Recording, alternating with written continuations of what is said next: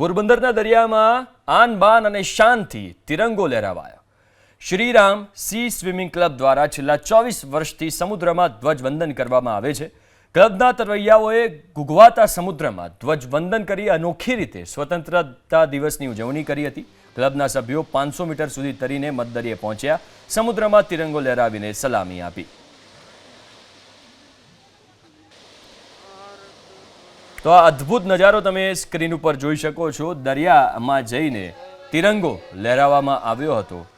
પોરબંદરના દરિયામાં આન બાન અને શાનની સાથે તિરંગો લહેરાવાયો। શ્રીરામ સી સ્વિમિંગ ક્લબ દ્વારા છેલ્લા 24 વર્ષથી આ રીતે દરિયામાં જઈને અંદર તિરંગો લહેરાવવામાં આવે છે। 500 મીટર અંદર જઈને તિરંગો લહેરાવવામાં આવે છે, જેનો અદ્ભુત નજારો તમે સ્ક્રીન ઉપર જોઈ શકો છો।